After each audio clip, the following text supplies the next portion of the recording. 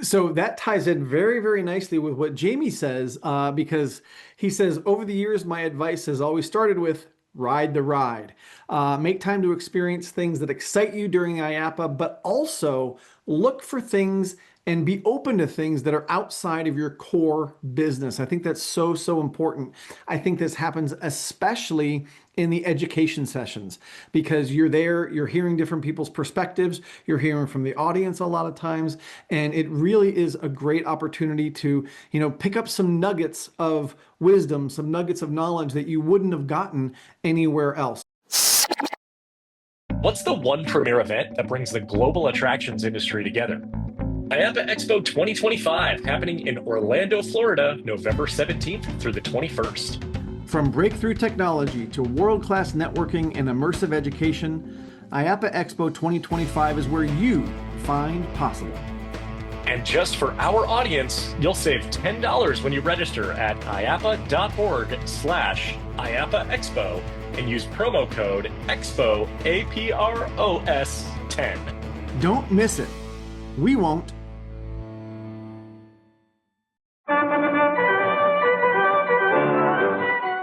Welcome to the Attraction Pros podcast, where we discuss the latest trends and challenges facing the attractions industry today. We chat with some of the top leaders in the field and provide resources that will help develop your career in this great industry. I am Josh Liebman. I am obsessed with the guest experience and helping attractions make that their top priority for success. And I'm Matt Heller. I am passionate about organizational effectiveness, leadership development, and employee engagement. Now sit upright, hold on tight, and get ready for the Attraction Pros podcast. Hey, Matt, how's it going? It's going fantastically, Josh. How are you? Oh, I'm doing very well. Thank you for asking. Question for you. Yes. What are you normally doing? Oh, around mid to late November, like the week-ish or so before Thanksgiving every single year. Usually it's a pretty low-key week. Don't have a lot going on. So typically I am trying to figure out what game I'm going to watch on TV Mm.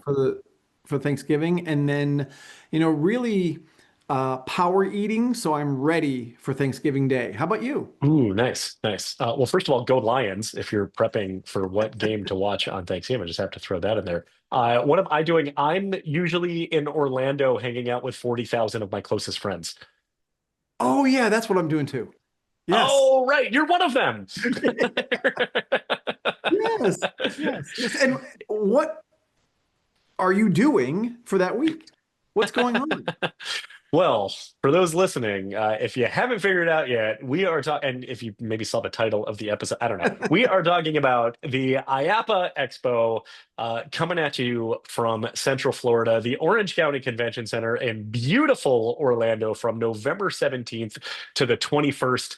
You know what's funny is I do say beautiful Orlando. November is absolutely 100% the best time of year to be in Orlando, which does make it a little odd that it's like we spend the entire time inside a giant concrete block. But for those times that we do get outside, we say, ah, what amazing fresh air. It is spectacular, especially the evening events and the mornings and the opportunity to walk to the convention center. But there is nowhere else I would rather be any year during that week, and that's the IAAPA Expo.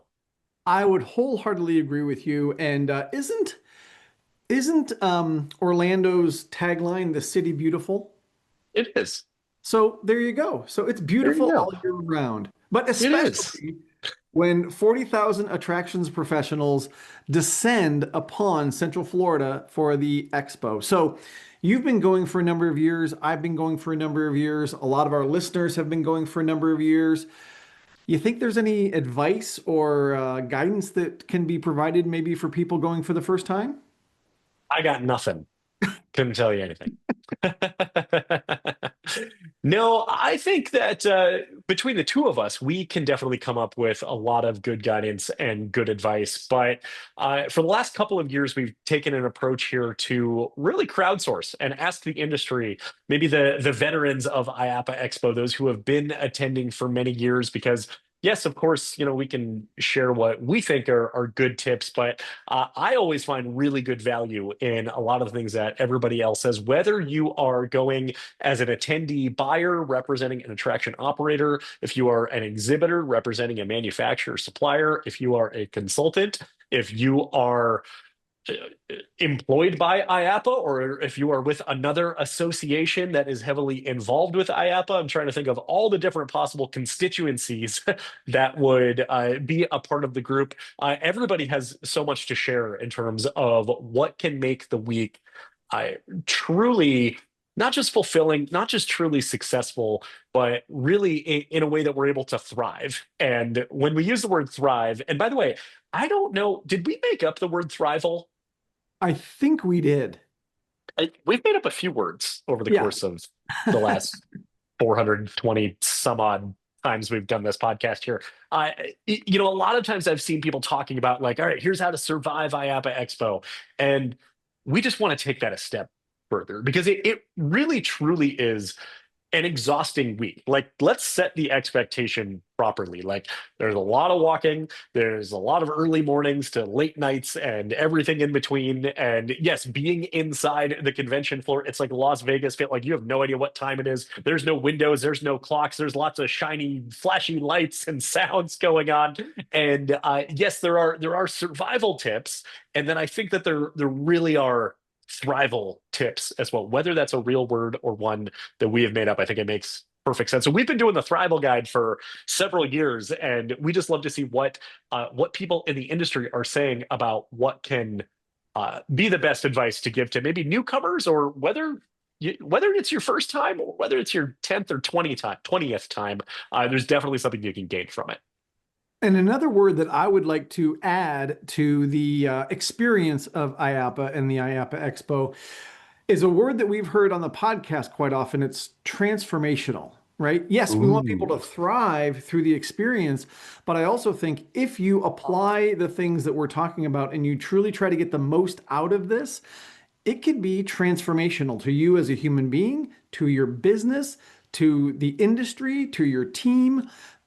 And a lot of that is if you plan out your days and you figure out where it is that you want to go, as you're going to hear from some of the submissions, to also, excuse me, also plan time for things that aren't planned, then you can really make the most of this particular event and truly thrive. And if you think about why we do this, why do you and I do this? Well, it's because not only do we want people to have a great time at IAAPA, but as we see the industry grow, it only does that because people in the industry are applying what they've learned at events like this, or Florida Attractions Association, or the WWA, or whatever learning experience you're going to. If you apply what you've learned and can take it away from that one week, that's truly what makes the industry better. Yeah, and I think the applying what you learned and kind of the intentionality piece of it is very critical, because in terms of the transformational approach, and I 100% agree with that, you also need to play an active role in that. Over the years, I've talked to people, and there have been sometimes every once in a while, someone will say, you know what, I went to IAAPA Expo and I just didn't get anything out of it. And you know what I say to them? Maybe not super directly, maybe sometimes directly, that's on you. You need to seek that out for yourself. If you just show up at the convention center and maybe just take a little walk down the trade show floor, and you're not really thinking about what booths you want to visit, you're not looking at the educational sessions, and you're not thinking about the networking events, there's a chance that you're going to miss the substantial amount of opportunities that you have to network, to learn, to be able to build your connections, to see what's new in the industry, and all of that leads to that transformation, which I think is limitless within just the very small amount of time that IAAPA Expo takes place. Even though it is a very long conference, it is a small amount of time in the grand scheme of how much we're able to gain from it.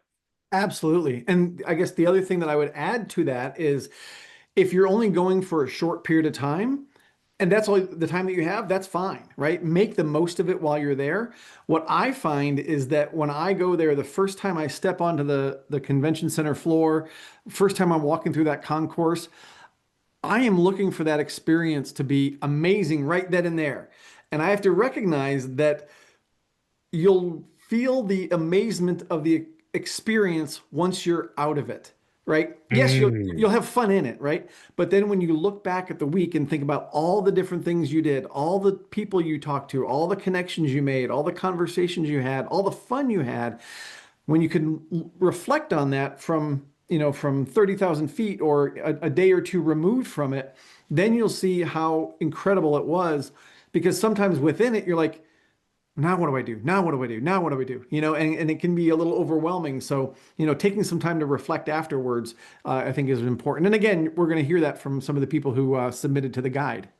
Yeah, and then one final note on that, and we really should get to that because that is the purpose of this episode, is the more you go, the more of that feeling that you just had, as far as kind of that transformational impact that you gain from it, and it really builds upon itself. And yes, you are reflecting on it and say, you know what, I met all these new people, but I also talked to the people that I met last year and the people that I met 5 years ago that I haven't spoken to since then. I was glad I was able to reconnect with them. I'm glad that I went to this particular reception to be able to get that handshake and that business card and be able to get that meeting set up in the future. And you'll see that continually builds upon itself. This for me will be my 19th IAAPA Expo. Do you know what it is for you? I don't. I could go back and look, It's but I don't have the number, just like I so don't many to count count. posters. You don't count coasters, you don't count IAAPA Expo. So, That's and by right. the way, the 19, I am including 2020's virtual education conference because I Sure. was there at home. I was in my living room. I was on my balcony. I was at my kitchen table. I was there in my You were you, office. you were as there as anybody could be there. I ran the 5K and yeah, uploaded my screenshot of my running app and all that. So, Awesome. So, should we get to this guide yeah, and so all here, the input? yeah, here is a small sampling of those who submitted to the Thrival Guide, which, by the way, I highly encourage you if you are going to IAAPA Expo or even just thinking about IAAPA Expo or want to know more, check out the link in the show notes to download the Thrival Guide, where you will be able to see the expanded versions of the preview we are going to give you now. And with that, we're going to start with a friend of the show, Kevin, who says to use the online show guide before the event to pick out your key exhibitors, speaking events, and all those should be marked in what he calls your diary. Could be a scheduling app, wherever you want to put it. Use the Connect Plus app on IAAPA's website. But I think it's great advice to look at things before you go and plan your time. Mhm. Nick also mentioned the IAAPA Connect app to assist, which I think is really valuable. Just over the last several years, IAAPA really, really leveraging digital. I mean, I remember, many years ago of just the giant booklet that had the list of, I think, all exhibitors and all education sessions. And I think I still have some of those from those early days. Those were hugely valuable. But now you're able to really navigate and kind of curate and plan your total week schedule much more seamlessly and in a much more digitized way. Nick also says wear comfortable shoes, and I'll tell you that is a common recurring theme. He's not the only one that submitted that. That's definitely one that probably would be top of mind for you and I as well. 100%. Yeah. I mean, at some point, every year we have to say wear comfortable shoes. No doubt about it. Mhm. So Michael says it can be difficult to network on the show floor, so consider attending some of the night events. I would say more than consider it. I would say do it. Do Um, it. except such as the Young Professionals Mixer and the Celebrates events. He also puts in big, bold, capital letters, bring business cards. You're not going to remember everybody that you talk to. You're not going to remember their face unless you take a picture with them, take a selfie or something. But bring business cards so that you can exchange them. You can give people your information so that they can follow up. They can have your information and vice versa. It's just so important to be able to kind of solidify and be able to follow up on those conversations that you have. Yeah, and I think kind of connecting it with what are you using the business card for, and if you are, let's say, at a networking reception, you're getting a lot of business cards. It might be worth having like a pen on you or something to be able to just jot down notes of like we talked about this topic or send this person this document or whatever it might be.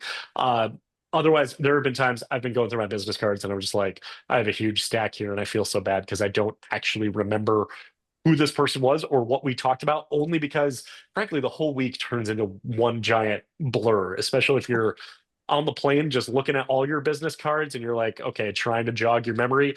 Do that in the moment. Help your future self with it.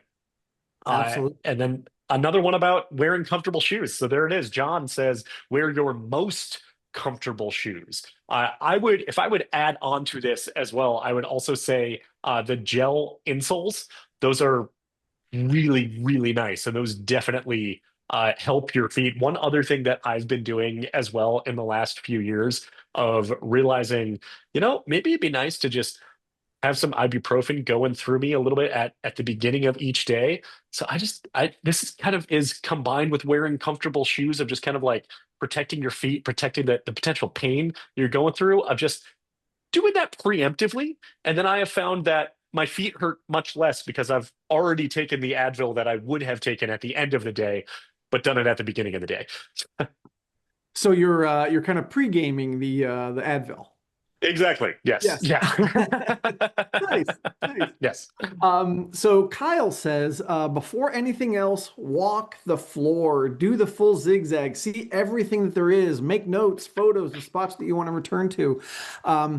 This is such a great idea because it gets you the full breadth of the trade show, especially if that's what you're there for.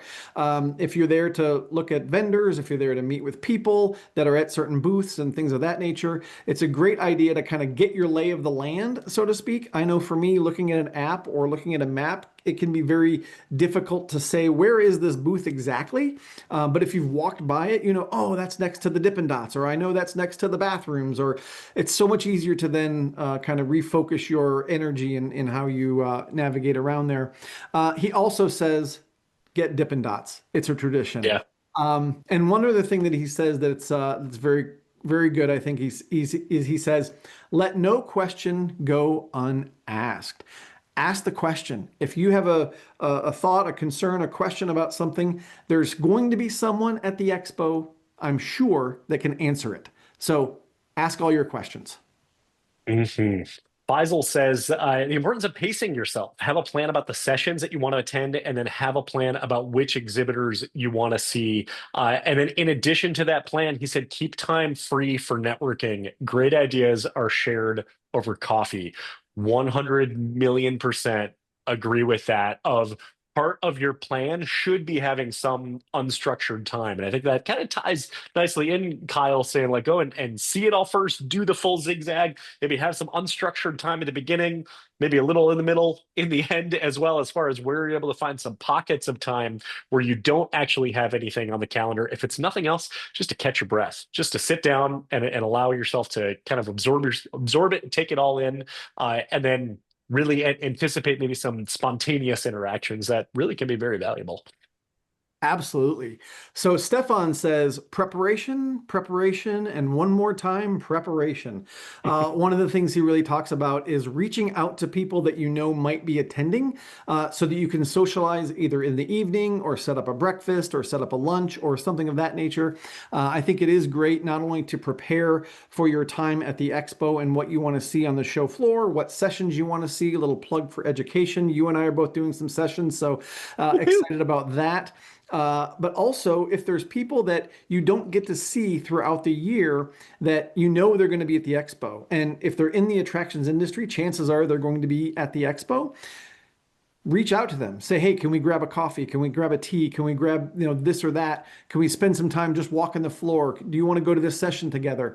Whatever it is, get together with those folks, because this is truly the best time to have those conversations, to make those connections, and you never know what ideas might spur from those interactions. Yeah, 100%. And then Jen says, well, you guessed it, wear comfortable shoes. But then she expands on that and kind of talks about what to do at the end of the day. And this kind of ties in with what I mentioned earlier, jotting down those notes on the business cards and really recapping it. Do that recap for yourself. Who'd you meet that you want to stay in touch with? What did you learn in that class, in that session that you think, you know what, I can implement something from this. I want to dive into this specific area further. What'd you see on the floor? You want to revisit it. You want to follow up after the event. And she makes a really good point. There is so much going on during the week. It can be a whirlwind. Just like I was saying a few minutes ago, the whole week is one giant blur. So having that recap for yourself is so important to be able to make sure that you're able to take some actionable steps afterwards and that it doesn't all just get meshed together by the end of it. And she said, don't spend so much time working that you forget we are in the industry of all caps, fun, exclamation mark. That's a really good point. That's kind of like Kyle saying, ride the Dippin' Dots. I'd say, check out some of the rides on the show floor. See what the new unique food and beverage offerings are. If you go to IAAPA Celebrates, that's at Epic Universe. Ride the rides. Do it. Do what you're there for in conjunction with everything else that you're gaining from being at the expo. So that ties in very, very nicely with what Jamie says, because he says, over the years, my advice has always started with ride the ride. Make time to experience things that excite you during IAAPA, but also look for things and be open to things that are outside of your core business. I think that's so, so important. As we've been talking about planning your time around the show floor, looking for those exhibitors that you want to talk to. But as you're walking by, you may see something that catches your eye that you never thought of. Maybe you never thought this was going to be something that you needed in your business. I think this happens especially in the education sessions because you're there, you're hearing different people's perspectives, you're hearing from the audience a lot of times, and it really is a great opportunity to, pick up some nuggets of wisdom, some nuggets of knowledge that you wouldn't have gotten anywhere else. So I think that's a great piece of advice there. And Jamie also says, plan your post show before the show, meaning you mentioned Thanksgiving. Thanksgiving comes up right after the show. There's a lot of things going on with family. There's a lot of things going on back in your business. Use that time, plan that time for your follow-up. Make sure that you're not only taking the time ahead of time, I'm going to go there, I'm going to do this, I'm going to do that. Block the time after the show so that you can do your post-show follow-ups. Call people, email, reconnect, say, hey, remember this conversation we had? Let that be the spur that kind of takes you, on into the future. So like we mentioned, those are some of the examples that were shared. Just a nice little preview for what you can get from downloading the AttractionPros IAAPA Expo Thrival Guide. Like we mentioned, the link is in the show notes. Definitely do that. And if you are going to be there, hopefully we all have a chance to connect and get together as well. That's the whole idea. So I'm curious, Josh, after this will be your 19th or it's been 19? This will be my 19th consecutive IAAPA Expo. This is your 19th consecutive IAAPA Expo. Do you have any thoughts or advice for people to thrive? Anything that might be a little different than what our audience shared? Well, first, I'll definitely say that everything on the list I agree with 100%. Wearing the comfortable shoes. The one about business cards, I actually think is kind of interesting, and I definitely agree with it. And I think as we kind of continue into having more digital ways of communicating, I think that I've been collecting fewer and fewer cards over the last few years. I'll collect it from somebody if I really need their contact afterwards.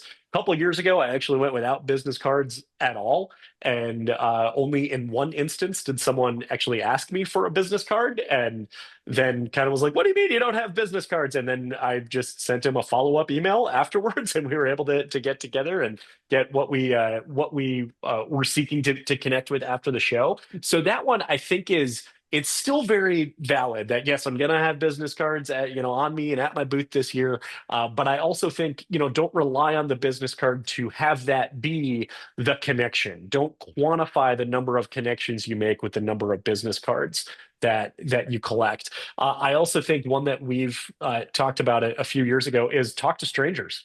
It can be pretty difficult, whether you're introverted or even when you're extroverted, to walk into a room full of some people that you know, some people that you don't know, and just start to kick off conversations. Because I don't know that we're going to be able to have maybe we're in totally different lines of business. On my flight home last year, I sat down on the plane and I started chatting with the the lady next to me, and she said, "Oh, I was just at IAAPA Expo. The first time I was there."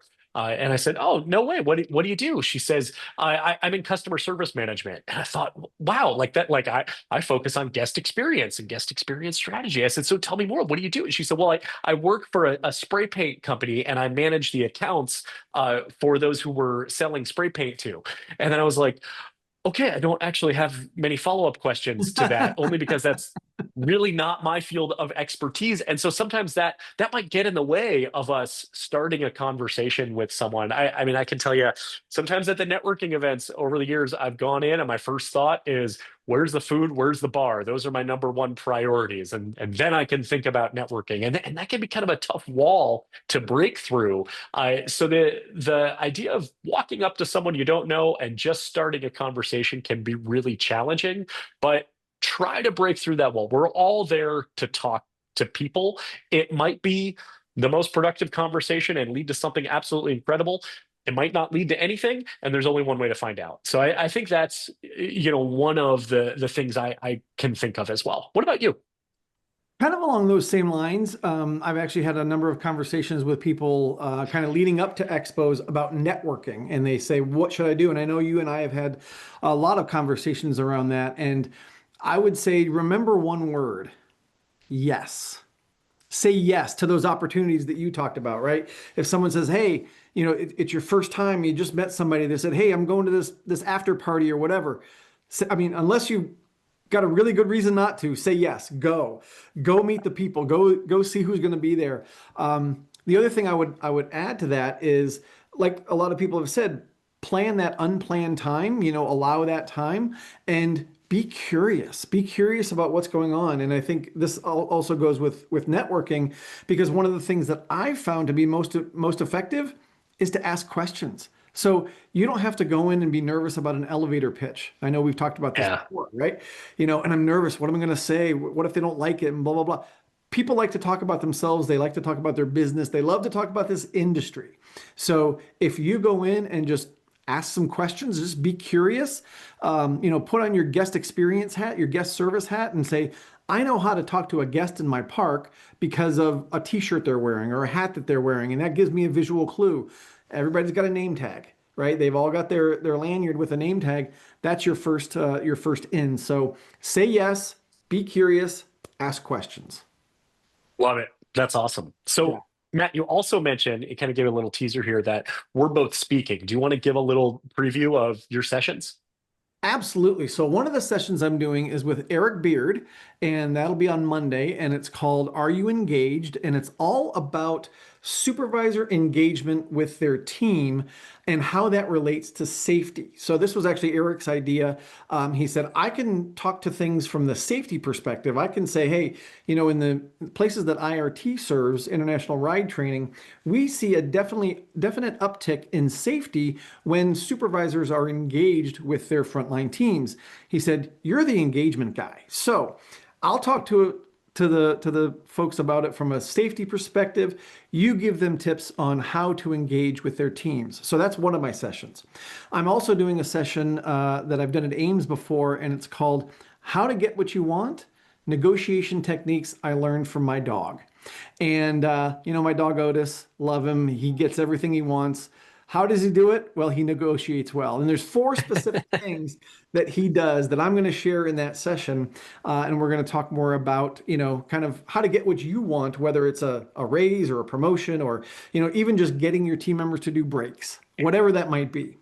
The next session we talked a little bit about with Heather, Heather Doggett, is called "The Terrifying Leadership Experience." And this is where we combine the fear that we create as an industry, when we create haunts and Halloween Horror Nights and all those different things, and combine that with the fear that we often feel as a leader, and put people through some situations where you might be a little scared, you might be a little uncomfortable, but we're going to give you tools to overcome that fear, to overcome that feeling of fight or flight. So that's session number 3. And then session number 4 is kind of along that same line, but in a little bit more of an individual tactic. And it's called "Helping Leaders Grow, Embracing the Uncomfortable." So this is really about your own uncomfortable feelings, getting through what I call the comfort zone, the fear zone, the learn zone, and the grow zone. And everybody talks about growing,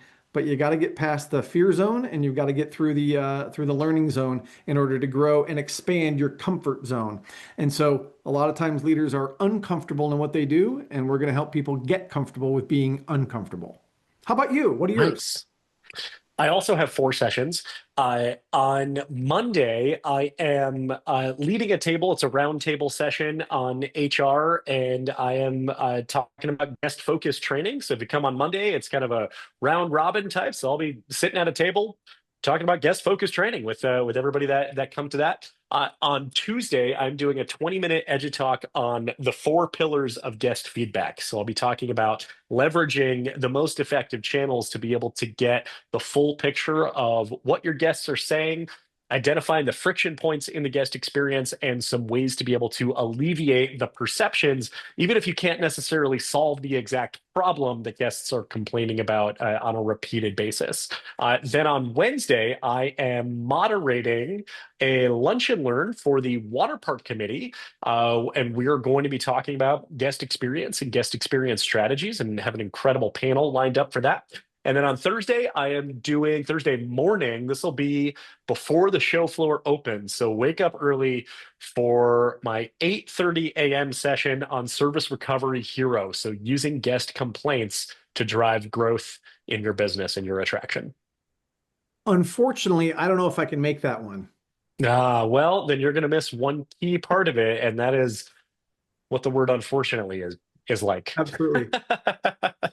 Actually, I do have that one on my calendar to come to. So super excited about that. So we've got some great advice from the Thrival Guide. People can download that. We're super excited. We've got a number of sessions happening at IAAPA. I cannot wait. Can it be November 17th already?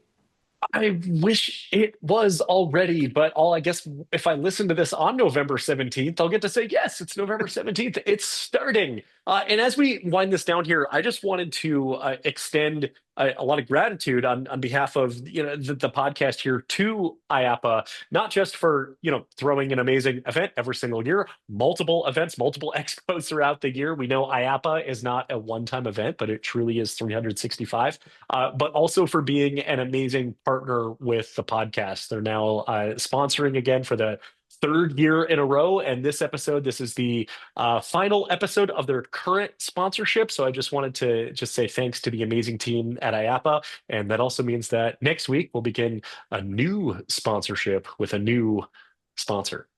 Ooh. Ooh, okay. Well, with that, is it time to get on our IAAPA shoes and head on out of here? And bring your business cards. I think it's time to say those words at the end of each episode. Which is, we are all Attraction Pros.